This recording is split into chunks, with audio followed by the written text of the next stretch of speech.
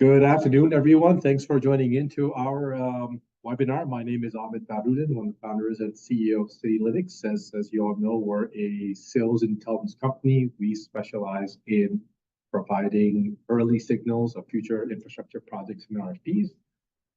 We do a series of these webinars to cover some topics that a lot of our customers have beyond our platform.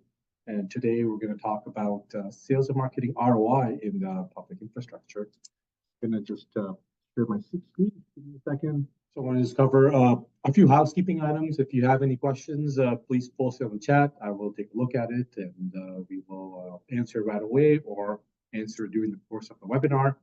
A recording will be available after this webinar. The key topics we want to cover, one is aligning sales and marketing for success. Talk a little bit about CRM implementation, lead attribution, how do we measure ROI, measure what matters, the balance between short-term tactics and long-term tactics. So there's a bunch of topics we'll cover there. How do we leverage data for growth, and also your company's website's role in revenue growth.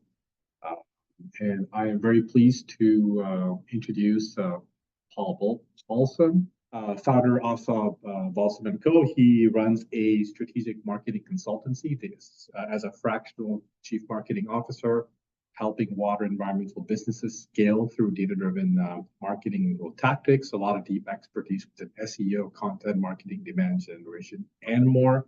Was previously a chief revenue officer at a private equity-backed water technology company where he was responsible for driving revenue growth and market expansion.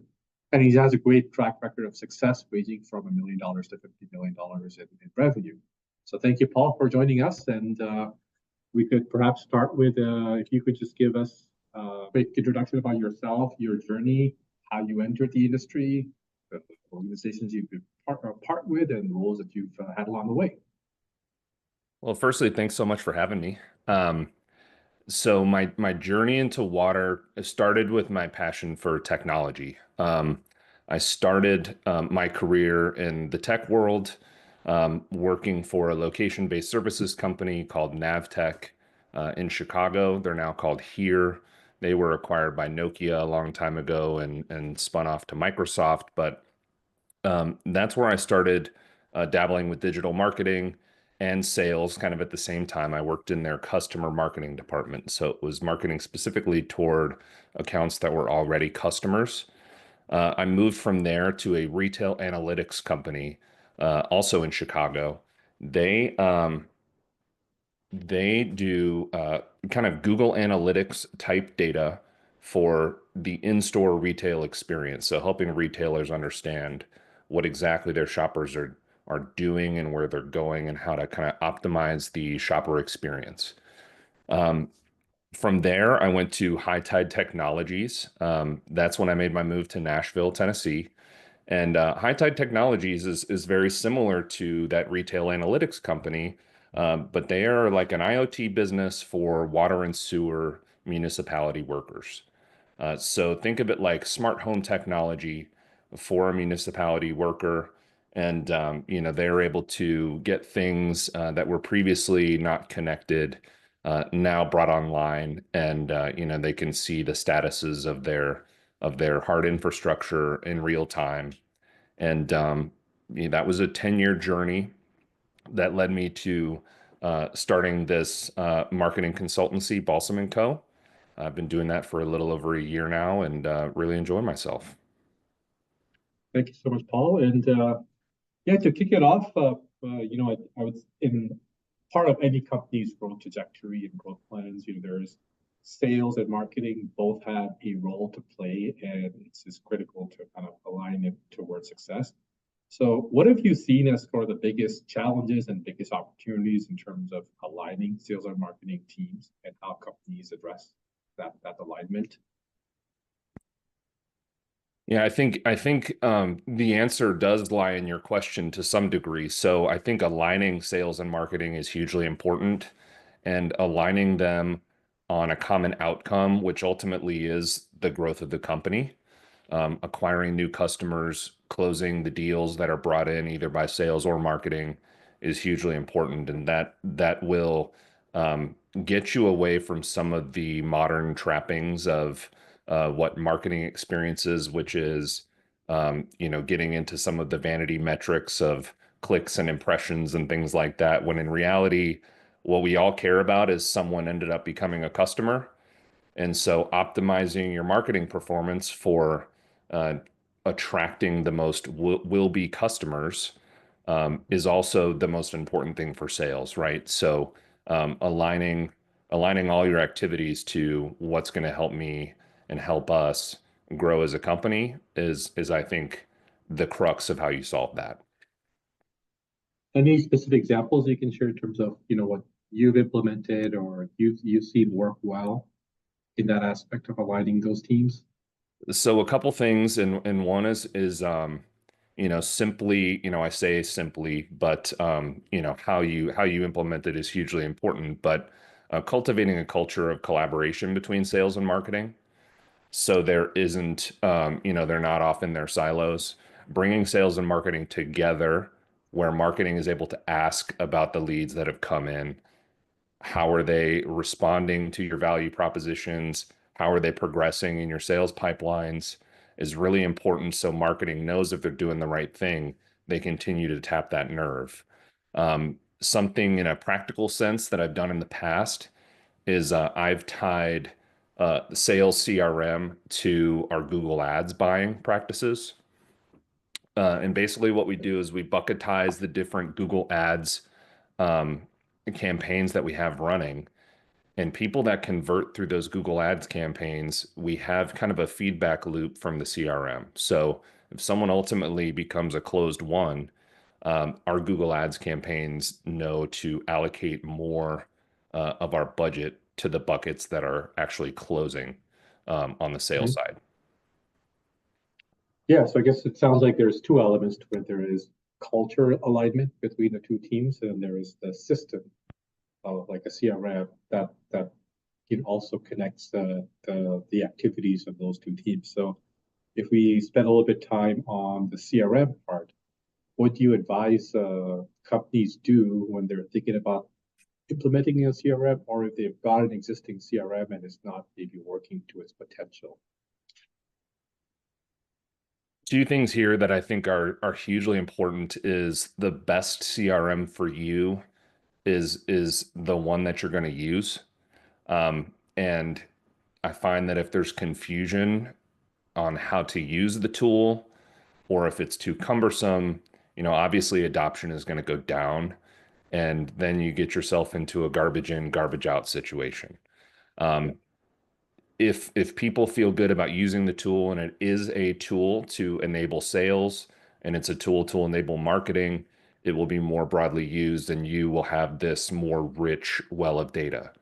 Um, if you don't have a CRM and you're looking at implementing one, something I would really recommend is getting your sales and marketing teams involved in the um, analysis process. That's using those free trials, that is speaking with the salespeople at those CRM companies, and also asking them if they have any experience using any of these CRMs in the past.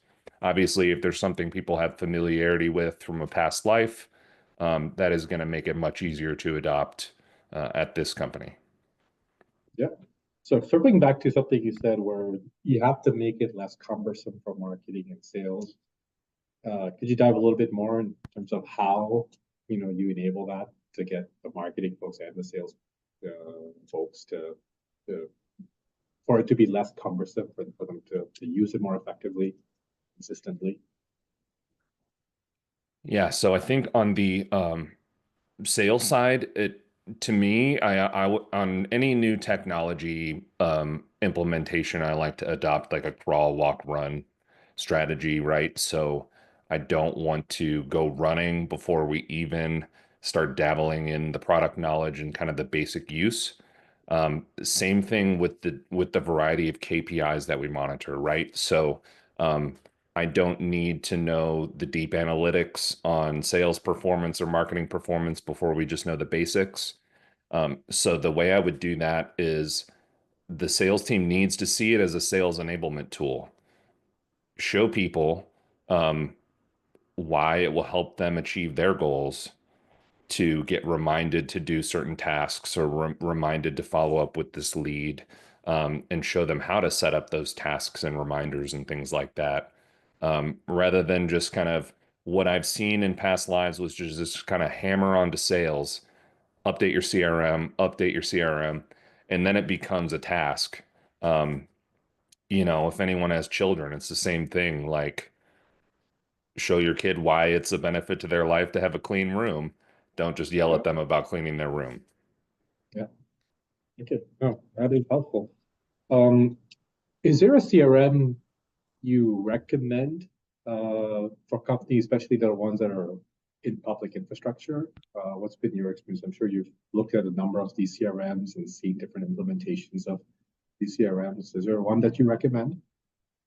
When I was building the sales team at High Tide Technologies, we used Google Workspace.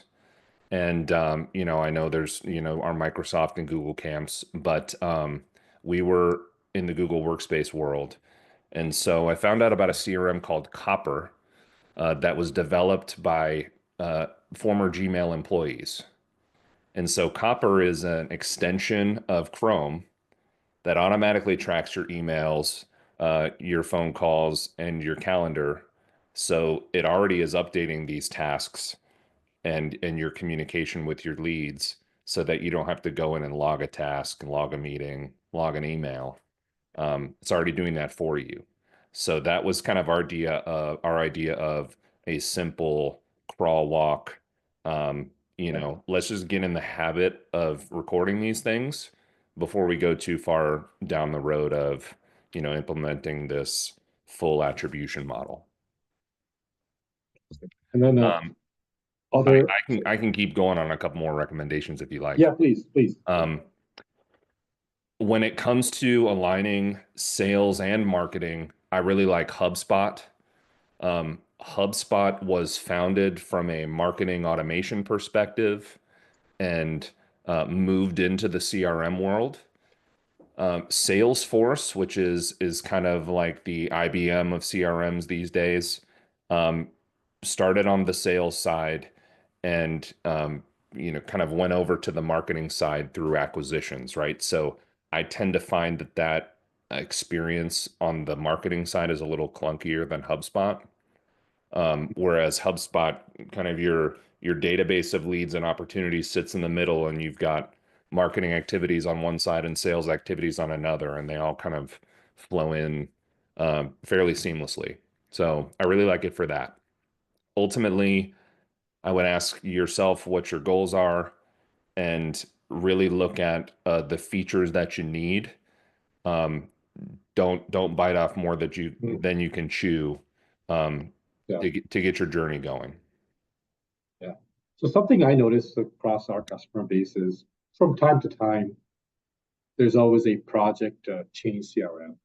So, let's say they're using Salesforce, they want to move to HubSpot, or there's a bunch of industry-specific CRMs here as well. What leads to the decision being it's better to change the CRM, or is it better to better adopt the current CRM, in your opinion? Ooh, that's a good question.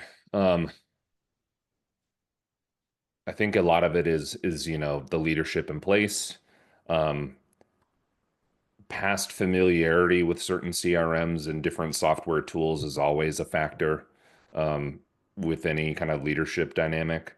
I would much rather have my reason for moving be, hey, we've reached the ceiling of this product in terms of the functionality we need, and we're moving to something that offers more.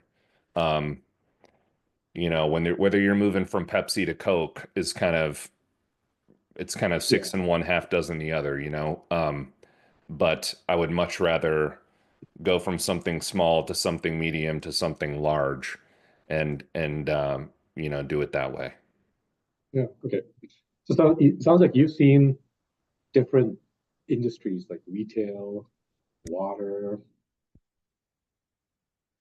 anything you find, or maybe another way to put it is, how would you recommend businesses within water or infrastructure set up their CRM versus, let's say, retail or other industries? Is there anything specific that our industry should be doing when we're setting up CRM?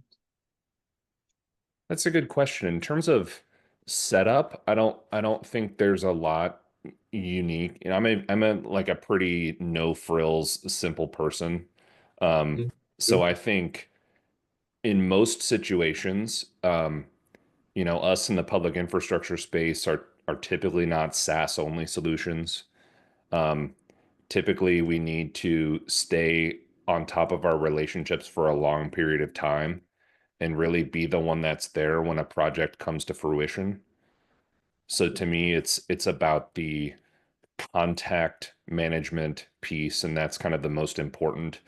And part of what sales can use marketing for is nurturing those leads to keep your company front of mind during that period of time where it's not all reliant on the salesperson to keep that relationship going, if that makes sense. So if you have a fully functioning content marketing engine and an email nurturing campaign over here, and you have webinars and you have activities that can engage your prospects and your existing customers, then it's not on sales here to, do your weekly and bi-monthly touch points, um, where you kind of get into like just a flywheel of those kind of sales activities, especially if you're talking about a 2 year um, sales cycle on some of these bigger projects.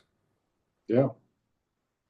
Anything specific you recommend to companies about how to track leads and opportunities in their CRM? Any real world examples? Yeah, I think, when I'm thinking about it from a marketing or sales perspective, I always want to know what's working in a CRM is the best way for me to look at that at a macro level. Um, I keep talking about how simple I am, and I like to keep my reporting simple. And that is looking at your lead sources and your channel sources all the time. So if you have a live event strategy and you have a hypothesis that says, hey, if we go to 10 live events this year, we're going to increase our sales pipeline by X. Have those lead sources and those channel sources in your CRM so that at the end of the year, when you go back and look at how big your pipeline got as a result of those live events, you can not only see if live events on the whole work, but you can see which events underneath that worked as well.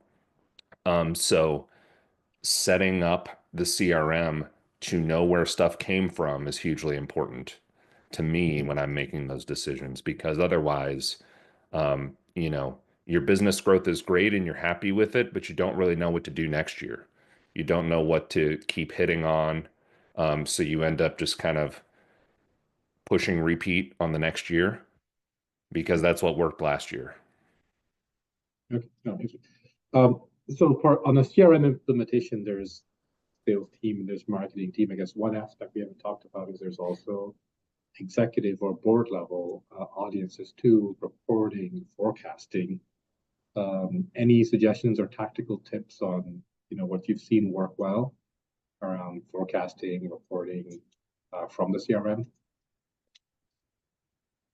Yeah, back to being a simpleton. From a reporting perspective, I believe in the three pillar numbers in sales being total pipeline, conversion rate, and then close one.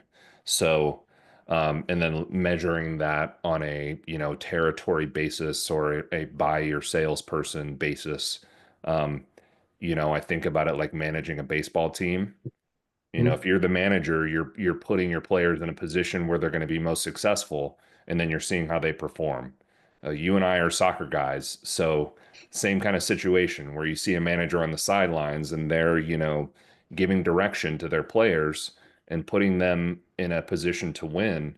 That's what you're doing with those three numbers. And if I have you, Ahmed, who's a 25% conversion rate closer and your quota is $1 million, but your pipeline's 2 million, we're not set up for success. So what we have to do is grow that pipeline. That's what we can use um, marketing for. But we also need to, figure out how to rejuvenate our own pipeline within, the CRM context that we have, right? So um, that is like my most simple crawl version of sales management is looking after those three metrics. Does that answer your question? Yeah, yeah, no, that is helpful. You spoke to a few different channels or sources, so live events. What do you find are all the different channels, and what are the pros and cons of these different channels, especially within public infrastructure? Because we're always going to have the trade shows, we're going to have data platforms, we're going to have relationships, but just curious, kind of from your perspective, what are the different sources and pros and cons or effectiveness of each of them? Yeah. So I'm working on kind of a matrix or a continuum of marketing and sales tactics as they sit on a large investment to low investment, and then a quick results to long-term results scatter plot. And what I found is that you need to have kind of an omnivorous diet when it comes to choosing your tactics from all four quadrants, or at least healthy from both sides of that cross section of planes.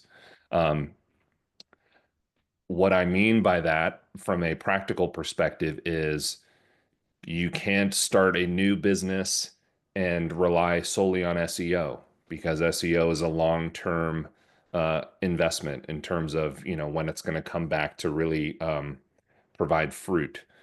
You can't only rely on cold calling um, and build your pipeline for the future. So typically, what I've seen is and this is something I've had a lot of experience on in my new venture in Balsom Co. Is as a fractional CMO, I need to come in and in a Mhm. with a mix of providing the long-term value, I need to provide some short-term value too, and some quick results. Um, so outbound activities like cold email, LinkedIn DM campaigns, things like that are fairly inexpensive and high impact in terms of breathing some new life into your pipeline. And I'm doing that while I'm doing brand development or SEO efforts or a website migration to set us up for the future. Um, I'm sure you've seen that too in the past, is like you can't only rely on an email newsletter.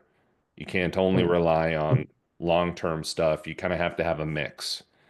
Um, if you Mhm. view it like somebody's personal finances and getting ready for retirement, you have to have a little bit of both. I can't put my whole paycheck in my retirement. I can't Right. spend my whole paycheck now either. There needs to be a balance that we strike. Good. So that makes sense because there's different channels, different sources, different growth avenues that the companies have to put the right amount of resources, the right amount of focus for long-term success. Have you found there is a magic formula or breakdown where it should be X% on long-term, Y% on short-term, or X% on trade shows, Y% on digital, or what have you seen? Having been, so I was we haven't mentioned that I was a part owner in High Tide. So that gave me a whole new perspective from a business ownership and leadership perspective, right?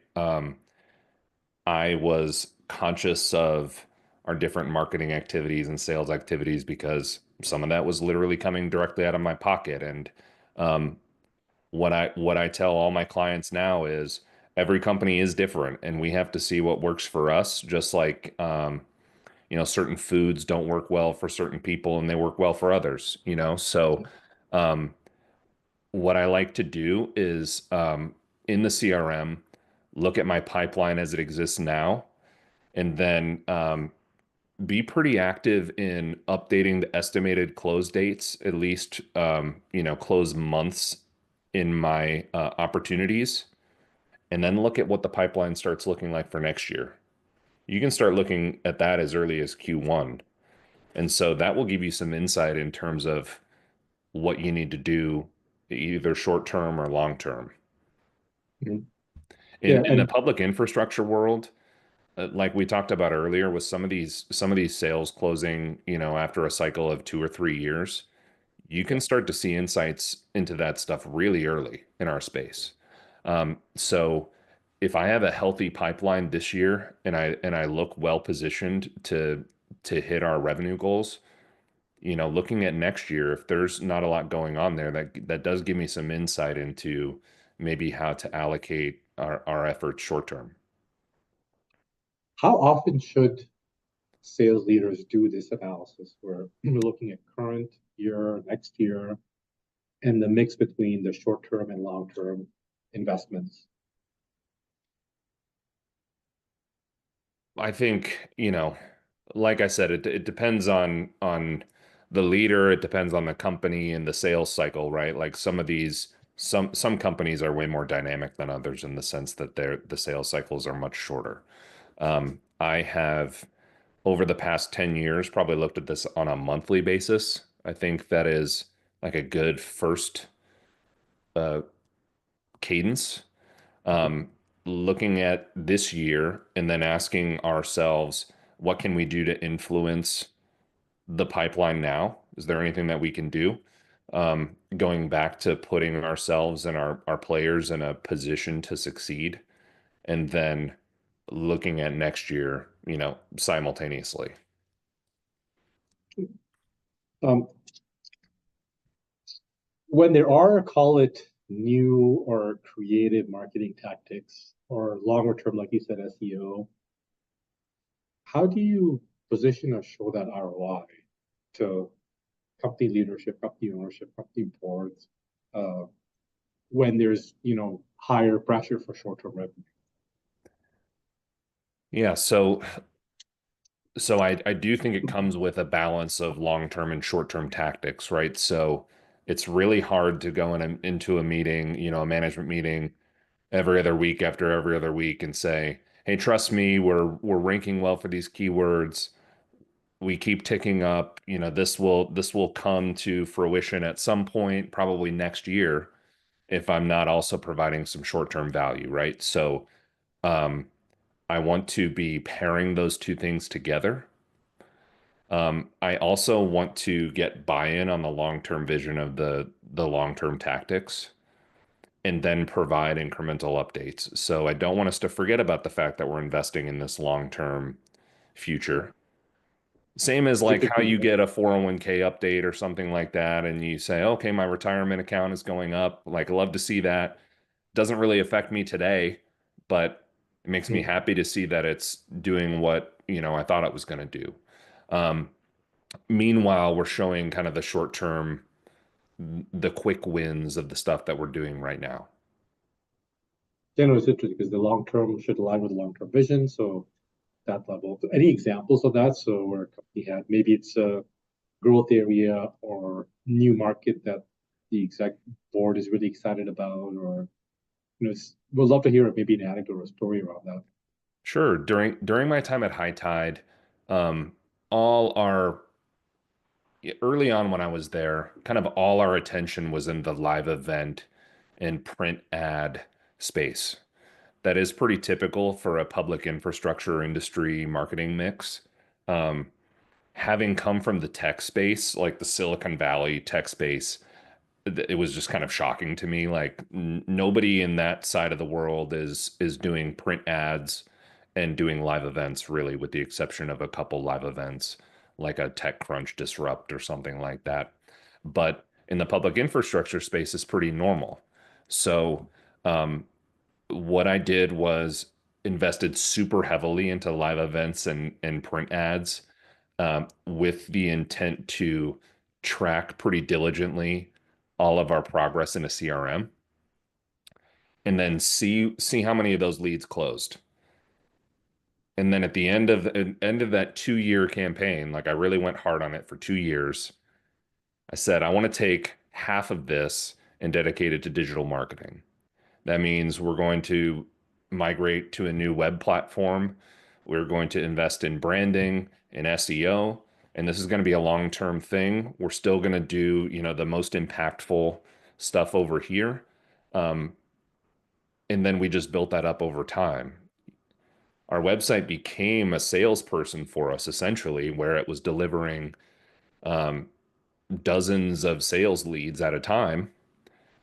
And, it kind of similar to a retirement account, it grew in a compound fashion and, became something that really paid dividends in the long term. So, um, we got to a point where the website was just organically producing these leads for us, and it was very nice, but it did take um, deep analysis on what we were doing at the time and Okay. showing that, maybe we needed to Mhm. diversify.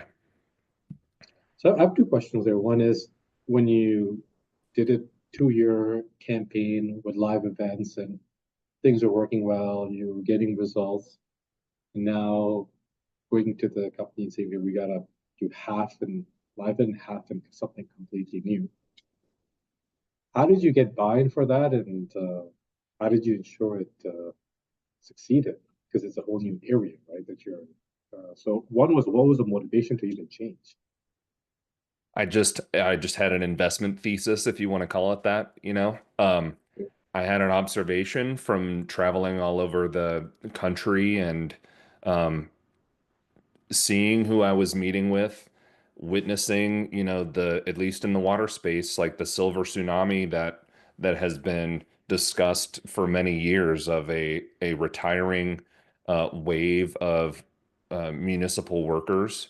And I saw the 30 somethings that weren't yet involved in the meeting that were going to be at some point, and I thought, these people are going to be Googling for solutions. Word of mouth is still important. I think these relationships in our industry are still uniquely important because word of mouth holds so much weight.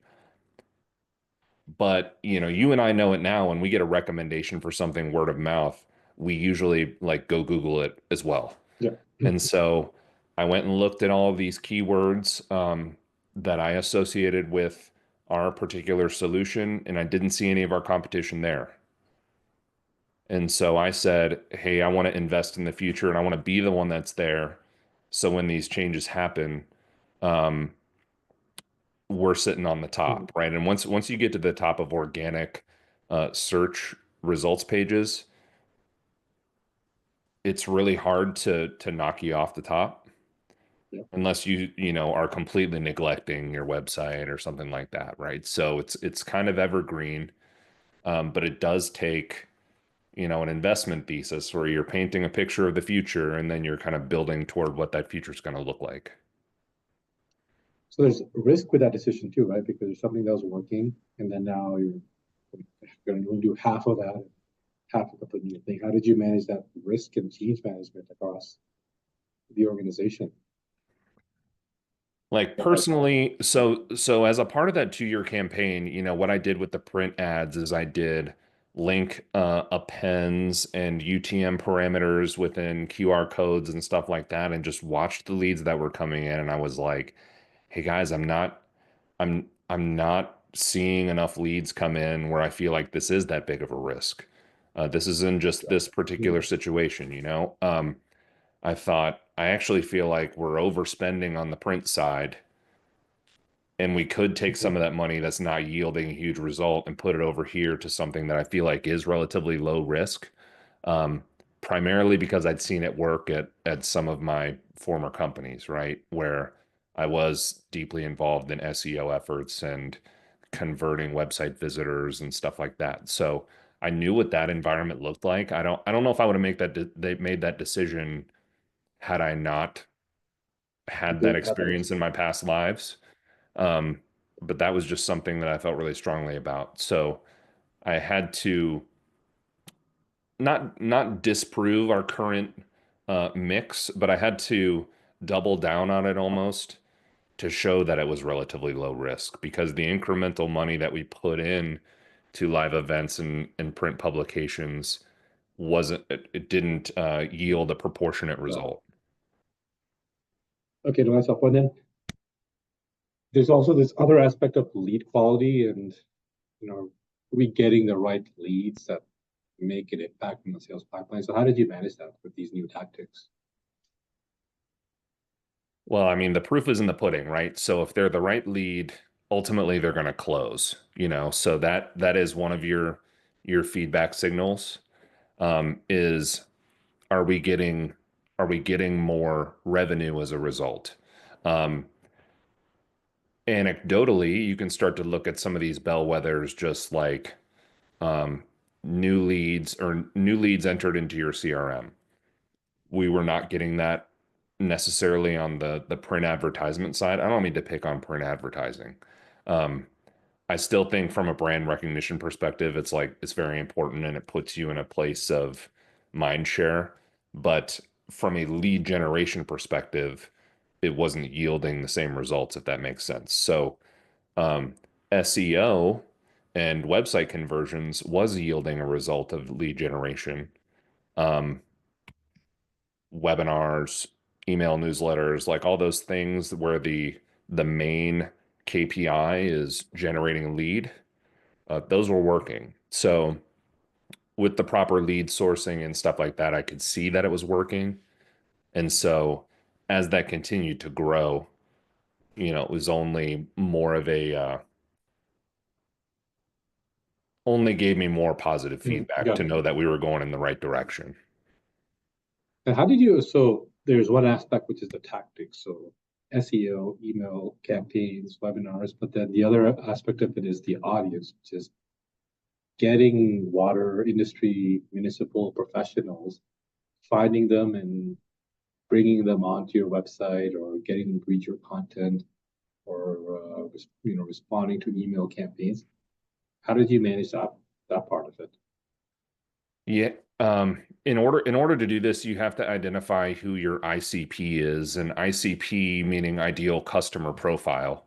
That can mean a couple different things depending on the tactics. So, like in High Tide's example, our primary sales channel was channel partners, distributors that were out there representing our products and, actually being the touch point to the customer. So I wasn't necessarily with these tactics looking for the ideal customer profile. It was like an ideal target profile. And in many cases, that was the people who were working with the channel partners, the engineering firms. In some cases, I was marketing to prospective distributors themselves. If I was looking to expand into new territories, I'm trying to make our presence known so they come knocking and try to rep our products. Um, so you have to think about who you're talking to, tactic by tactic. You have to think about where those people are. I'm probably not going to go to TikTok to engage a professional, engineering Yeah. firm. I'm going to go to LinkedIn. Or if I want to engage the municipal workers themselves, I'm actually probably not go to LinkedIn. I might go to Meta ads or something like that, right? So you have to think about where the people you're looking to target are, not only in their professional life, but their personal life, and you have to dabble a little bit in those different places to engage your theory on if that's true, and then, take the feedback and you determine what your KPIs are and then you follow those KPIs. Yeah. Got it. Shifting gears a bit to data, right? We're now living in a world with so much data available, AI, um, and new capabilities. So, what role does data and AI have in sales or marketing for public infrastructure? Well, I'll tackle data and AI kind of separately. Um, because you can mix the two and then we can go down a whole variety of paths. But from a data perspective, going back to just continue to beat the drum of being simple, I really like to align on what the data is that we care about before we do a thing. So that is, I think that goes back to aligning everybody on the same goals. Ultimately, that's revenue growth. I have one client that has the entire company aligned on revenue growth in terms of their incentives. Obviously, they have sub incentives and things like that that are really relevant to their job, but the field service truck drivers have the same incentives as the salespeople, as do the finance people, right? And ultimately, everybody wants to grow the company. and wants to Yeah. keep customer satisfaction high. So what's the KPI there? It's revenue. Um, Yeah.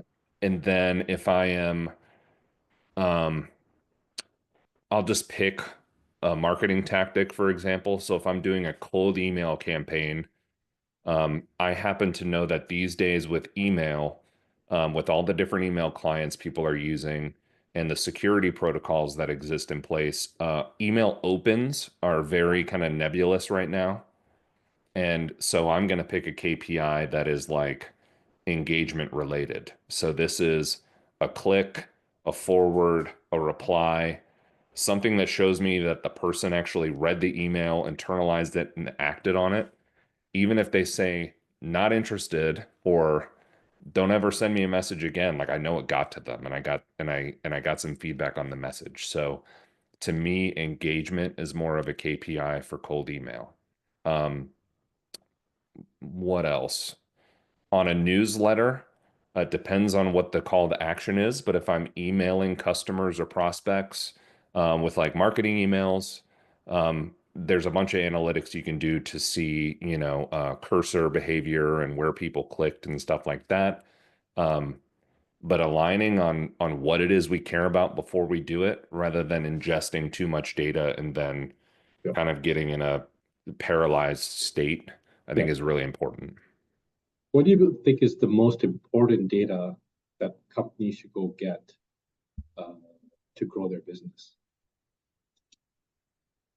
It's a great question. Um, on the sales side, I think back to what I mentioned earlier, I think knowing your pipeline number and using a framework to vet your opportunities, even if it's simple as are you familiar with a BANT Yeah. vetting framework, right? So BANT, for those who don't know, is budget, authority, need, and timeline. If you don't have those things, you have a hopeful opportunity, I would say. If you have someone who says they want to do a project within 2 years, but they have no budget to do it, it's probably not going to get done. So, um, anyway, back to most important data. Um, on the sales side, it's pipeline, it's conversion rate, it's close. Those are pretty simple to have if you have a CRM. Yeah. And it gives you guidance on what to do. Do you have a pipeline problem? Do you have a conversion rate problem? Or do you have a closing problem? And that gives you sales leadership direction. On the marketing side, you can you can kind of live and die by the amount of metrics that you ingest. Um, Yeah. ultimately, I think conversion um, is really important. So that's a kind of first line of a positive feedback. Somebody fills out a form, somebody, submits their email and says, yes, contact me. It's really important. And that then the vetting process and the converting that to an opportunity is, ultimately where you want your marketing leads to go. Yeah. It's For like a sales, simple answer, yeah. but I So for really sales, think people can get too caught up in the wide variety of data that we have these days. got a question which says, do you use white papers? So Can you in speak a little bit about it if you do? Yeah, so in marketing to specifically to engineering firms, I have used white papers. That is like a very educated audience, and it is a way. At High Tide, we had one of our founders had his doctorate in electrical engineering, right? So we utilized that as like an educational presence in our marketing, and used his authority on electrical engineering to talk about our technology. um, I felt like that was a thing that we could do that was unique amongst our competition to really speak to the engineering population.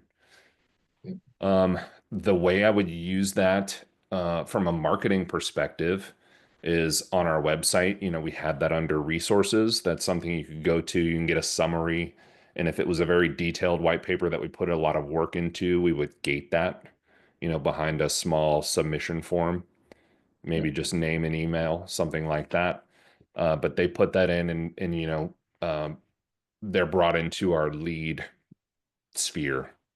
Um, we also publish, kind of teasers to those white papers on email newsletters and things like that, and on LinkedIn. So, um, thinking about who we're marketing to, being the engineers in this case, we would use white papers accordingly, and kind of as like a light lead generation tactic. Makes sense. Let's circle back to the three metrics you talked about: pipeline, conversion rate, closed won, which is, I think, a simple way to look at it. But it also strikes me that um, of those three numbers, working on conversion rate creates more efficiency in sales. So, what are things that you have seen or done to drive conversion rate, along obviously driving pipeline and closed won? But what have you seen works well, the conversion rate? Good question. Um, for the most part, I'm going to draw on my experience with High Tide. Um, what you can do several things to increase conversion rate. One of them is, amongst your lead pipeline, having a higher density of quality leads. I can grow pipeline all day, but if it is dilutive, your conversion rate is going to go down. Yeah. That's why I always, that goes back to our initial conversation of aligning sales and marketing. If I am aligned on the sheer number of leads that I'm delivering to sales as a marketer, I'm going to give you leads, and it's going to be a huge number, but all those people are not looking for what we're selling, so that will drive conversion rate down. Um, how we can increase it is refining value proposition, um, increasing the quality of the sales tools that we're providing as a marketing group to the sales side. Maybe it is the sales personnel that's in place, or maybe there's something we're doing from like a process perspective that is too frictional. I've noticed in the past that sometimes I put unnecessary milestones in my sales process that the market is not asking for. A prospect wants to jump from A to C, and I'm putting a B in here and saying, well, let's have an extra meeting actually, because I want to talk to you more. And they're like, I just want to buy. Um, Can you share an example of that? So any step A, B, and C, and what was an example of a B that wasn't as relevant? yeah, I'll just use a very recent one, and that was in developing my sales process for Balsom Co. So I'm talking to prospects, and my initial conversion goal was on what I call a triage call, which is just a 15-minute chat where we kind of decide fit. Hey, what do you need? What's your company do? Am I a good fit based on my experience? And we get to know each other very briefly. And basically the CTA there is, do we want to talk again? Yeah. And what I found was in a greater than 30%, I don't have any numbers in front of me, but like a significant amount of those initial calls, A, would go long, and B, they would go long to the point where we kind of had those two calls in one. Yeah. And they were like, hey, send me a proposal. Let's go. And I would say, oh, let's meet again and talk Sure. for 30 or 45 minutes, and discuss all this in greater detail. And they were just like, send me a proposal. um so by me inserting that, I was bringing some friction Yeah. into the sales process that was unnecessary, right? So what I did then was I kind of like listened to the process and increased the time of the initial call, and kind of gave the gift of time Yeah. to the prospect. If they ask for a proposal, we're gonna jump over. You're right. I think so. Any That examples from in a public infrastructure So because those sales cycles are much longer and there's so many steps that a salesperson has to complete to get to the finish line, the RFP and onwards. So Yeah. what have you seen as an aha moment or a shift in a process that increased conversion rate?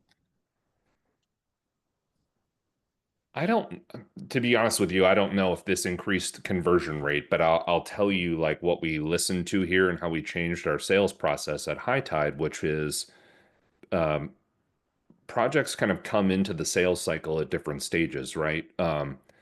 If you're using some sort of bid scraping software, they're coming in way down the sales cycle where there's already a fully formed project and you're just another name in the fray when it comes to jumping into that bid. Um, Having a sales relationship much earlier is is a whole different ball game. And so we created two status flows within our CRM to kind of understand what type of sales lead they were, which gave us an understanding of how far out to estimate closes. So that didn't necessarily increase short-term conversion rate, but what it did was it gave us a more realistic view of close dates going back to that short-term, long-term pipeline. Does that To make separate the sense? pipelines, long term and short term. Yeah. Okay, so we got a few minutes, and maybe we should talk a bit about AI. So I'm just curious, as a marketer in water, environmental, what are you seeing with AI? What are you trying? What is working? What is not working? What advice you have? It's a wild time. It's Oh, super exciting. As an individual contributor, like the time has never been better to increase your production and the quality of your production. So in terms of managing people, like the output, there's an opportunity there that the output is much higher than it has been in the past in terms of volume emailing, copywriting, things like that. Even in the kind of vibe marketing or vibe fill in the blank uh, movement here, which is some of these like AI coding platforms that give me an idea on how to create a workflow, and I can just build that workflow and kind of, test it along the way. Um, it's a really exciting time in terms of what I've seen work and not work. What I really like um, is building in processes in my workflows that allow for human intervention. I know that's a little bit contrary to the crux of the conversation, which is leaning on AI tools, but I do think um, we've all experienced this on LinkedIn, being a subject of receiving AI SDR DMs and things like that. yeah, And you can tell. And oh, you yeah, can tell when the replies are AI generated and when they're not. I think we're going to get to a place where that's not necessarily the case. Um, but in my cold email and cold LinkedIn flows, which I've done for short-term wins with some of my clients, I basically have a workflow that goes from cold email. If there's any engagement, they're brought into a LinkedIn DM campaign. And anytime there are replies, notifications are sent out asking for human intervention. So anytime replies are needed, be they positive or negative, there's a human intervention element that's there. I think we're kind of in a place where a hybrid approach is needed, yeah. but In it allows for a company to, I mean, really present as a huge business that has a bunch of SDRs and marketing resources when really it can be a very small team that executes a lot of these campaigns due to how robust these AI tools are for really yeah, so inexpensive. yeah. Anything you're noticing specific to municipal targeting municipal audiences or in within water environmental um, that seems to work better with AI? Well, I think generally speaking, the public infrastructure industries are behind in terms of technological adoption versus like your, VC funded SaaS businesses are or tech businesses are, right? So a lot of those executives are um, less experienced with receiving messages from AI tools and things like that. So I find that actually like the engagement and conversion rates in public infrastructure industries are higher. I don't think I see enough companies employing these tactics now to differentiate from the competition and to kind of take advantage of that window that we have. Um, Personally, and with my clients, I've seen really good rates of conversion and engagement that I haven't seen when I go to the B2B SaaS world, because I do have some tactical clients that still are over in that space, and it tends to be a lot worse in terms of our metrics over there. Interesting. Is there any approach tactically that works better to engage uh, prospective customers in public infrastructure from a messaging perspective or that you're noticing? Yeah, so one thing that I've done not only for myself but for some of my clients who are CEOs and founders is instead of using an SDR to do some outbound messaging, just use the CEO. Like your engagement and reply rates are going to be much higher if you're saying, "Hey, I'm the CEO of this business. I built this product. I want to get your feedback on it. Can we talk?" Versus someone who just wants 30 minutes of your time and it's a sales call and it's just less personal. Um, so that would be something I'd recommend is if you're a CEO or founder, encourage your marketing folks to help you with that or get familiar with some of these AI tools and try it out yourself. There are some DIY cold email and LinkedIn tools that can let you message thousands of people and see what comes back. Good. Cool. And then final question, what advice do you have for sales and marketing leaders for a successful 2025 this year? Well, I feel like every year I'm saying it feels like a turbulent year because there's always something to point to in sales, right? But um, I think honestly stick to the fundamentals. Crawl before you walk and walk before you run. Um, Make sure that you're mastering the fundamental metrics before you move on to something else. Same thing with your tools. Like get familiar using foundational tools, in your CRM and make sure that you have sourcing on your leads before you get all these behavioral metrics and things like that. So it'd be stick to the fundamentals, lead by fundamentals, and then, get fancy after that. That sounds good. Great, great closing. Great way to end it. So, Paul, appreciate your time. I thought this was great. Learned a lot about different tactics and where the world is going with sales and marketing and public infrastructure. I think our industry has unique challenges, and I think something about it that's interesting is there's still so much untapped opportunity because the technology adoption and our data adoption is lower right now in our industry than others. So it's an opportunity for a lot of leaders to get proactive and get ahead. Totally agree. Thanks for having me. Thank you.